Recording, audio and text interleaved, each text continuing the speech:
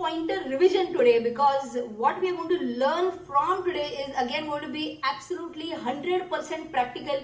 If you remember, yesterday we had stopped at understanding the basic concept of margins, and yesterday I promised you that today we are going to learn in detail what is initial margin, what is mark to market margin and all that. We are also going to learn about how to calculate margins, or how to see for a specific stock future or for a specific index future how much is the margin requirement. Everything, all of these points we are going to learn today. But before that, we are going to do a 10-pointer revision. This 10-pointer revision will enable you to understand or quickly brush up basically what we did in the last 2 days, right? The first point that we discussed was that the futures agreement derives its value from its corresponding underlying in the spot market. So if you remember, HDFC futures will derive its value from what? HDFC underlying stock. Second example we had taken was for index derivatives. So for example, Nifty futures will derive its value from what? Nifty. If you remember, we had taken one more example for commodities market. We said turmeric future will derive its value from what? Turmeric in the spot. For currency derivatives, we said that USD INR currency derivative future, let's say, will derive its value from what? USD INR, the base stock, the base currency, sorry. Then we also talked about various other points, wherein so many points we had discussed about underlying, and if you remember that knowledge wala point also we had discussed, that is your knowledge a derivative of my knowledge? Answer was no. Why? If you remember the reason for knowledge? It should be tradable. It should be tradable, correct? And there was no financial aspect involved in that, right? So we had discussed two major definitions, if you remember, on day one itself. We had discussed the definition of derivative and we had discussed the definition of financial instrument, right? Second point that we had discussed was that the futures contract is a standardized contract wherein the agreement variables are predetermined. Which two agreement variables are predetermined? Number one is the future date and price. Okay, so if you remember, let's quickly break it down again. Futures contract is a standardized contract. What do we mean by standardized contract? For Nifty, how much is the lot size? 50. Yes, can I bargain? Thoda kam karo. No, it's a standardized contract. Okay. If you also remember, yesterday we discussed for bank Nifty. How much is for bank Nifty or Nifty bank? 25, right? So that amazing joke also we had in 2020 it was 20, but in 2021 it is 25, right? So that was an example for a standardized contract. If you remember, there was something like a lot size, expiry date and also price. What was lot size if you remember? Lot size was the minimum quantity that I had to buy, right? So in our example Nifty, can I buy 50? Yes. Yes, Nifty I can buy 50, right? 50 is the lot size for one Nifty contract. Can I buy 100? Yes. 150? Yes. 175? No, because lot size is 50. We had also taken one more example. I'm not sure whether we had taken example of Airtel futures till now. No. We have not. Okay. So I'll give you one more example. For Airtel futures or Airtel options, whatever, the lot size is pretty odd. It's 1,851 shares. Okay. So can I buy 1,851 ka one lot? Yes. Can I say let's round it off to 1,850? No, I can't, because it's a lot size. I have to buy minimum that much or in multiples of that, right? Second point we had discussed was the expiry date. Three expiry dates we had discussed. Which three expiry dates we had discussed? Current month, next month and far month. Okay, we had discussed about the three expiry dates. We had also said that can there be longer expiries for options? Yes, more than 3 months. There can be longer expiry for options. Index options. Sorry? Index options. Index options, absolutely. And we had also discussed that if I am talking about stock options, can there be weekly expiry? No, weekly expiry is only for what? Index options. Okay, so if you remember, we had properly discussed about that chart, futures ke liye kya hai, options ke liye kya hai, many more things, right? Future price ke liye yesterday we took a proper example as well, that I lock in my price for futures contract of HDFC only. I guess we had taken example yesterday, and we had taken two scenarios. If it goes up to this, then what? If it goes down to this, then what? We had discussed this yesterday, so that is nothing but predetermined future price. Okay.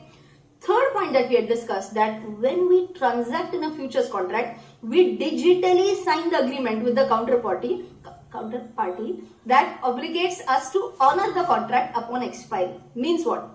We digitally sign the contract. Matlab, do we need to do something digitally sign? No, that everything happens at the back end. Okay, we need not have a digital signature. You might have seen, it looks like a pen drive. Okay, we need not have such kind of thing. But what happens at the back end? Whenever I enter into a futures contract, and if I am the buyer, assume that he is the seller. Okay, can he run away on the last date? No. Why? If you remember, there was a word which was obligates the parties.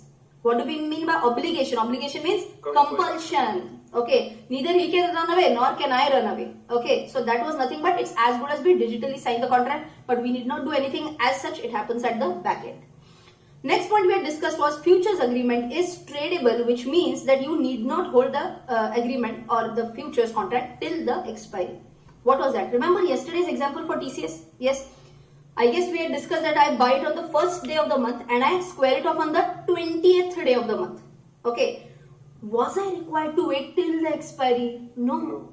Can I wait till the expiry? Yes, I can. Okay. Can I square it off intraday also?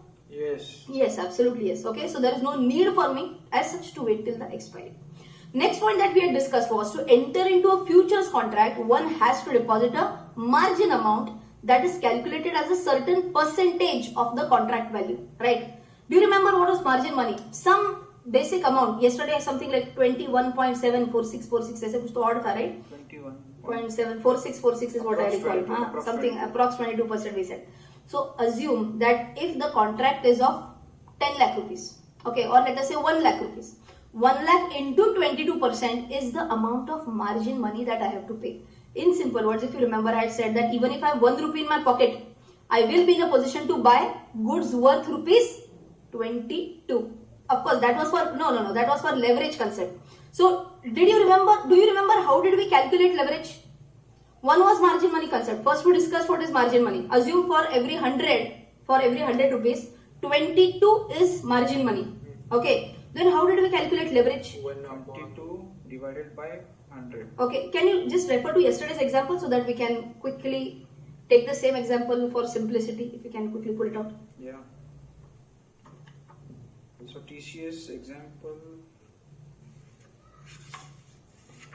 Yeah, TCS example, the margin money खाली ले तो उसको खोटो less होता इसमें खाली. No.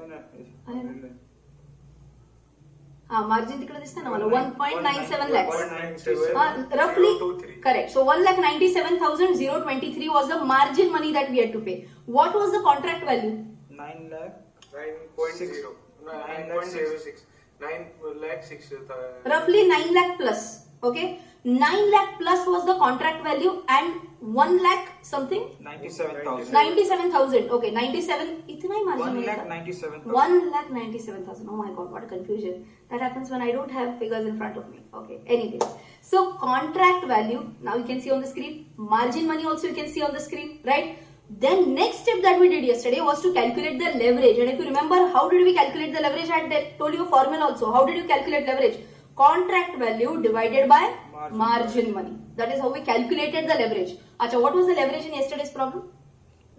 4.59. 4.59 was the leverage percentage. In simple words, what did I say? If leverage is 4.59, even if I have 1 rupee in my pocket, I can buy goods worth rupees 4.59 from the market. That was the concept of leverage. If I have higher leverage, will I be happy? Yes, with smaller amount in my pocket, I can buy more and more worth goods. But what is the problem? Speed thrills but kills. Same concept appears here. If I get a higher leverage, only a small change in the underlying asset can wipe off my margin money. I guess next example that we had taken was 45 was the leverage, if I'm not mistaken. Yes. If 45 is the leverage, then just 2.2% change in TCS on a downward side was going to wipe off your entire margin money. But on the positive side, we had discussed that if there is a 2.2% upside, then what will happen? It will double my money. Okay. And he had said that 25 दिन में पैसा double for that. Okay.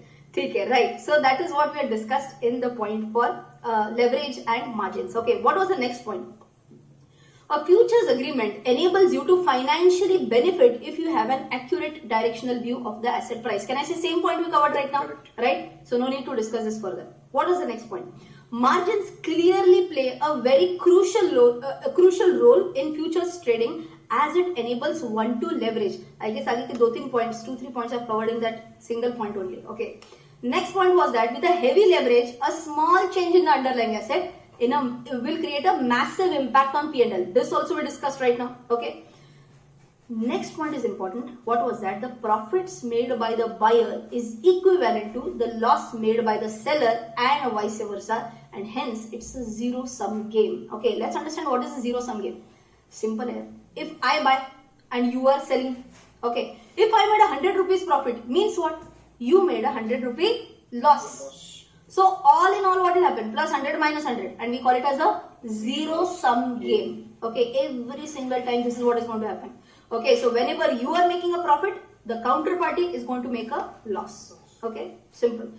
And the last part that we discussed yesterday was this graph, which was a payoff graph. Okay, if you remember, payoff graph is what? Linear. Okay, the lower part is what? A red zone, that is where we are in loss, and the upper part is what? The green zone, wherever we would be in profits, right? So that is what we had discussed in the last 2 days. I hope everything is absolutely crystal clear. With this, we will start with the next point, wherein we are going to focus more on margins. Now let's start with fresh discussion, wherein we are going to start off with why margins are charged. Okay, so to understand this, rather than giving you a financial example first, let's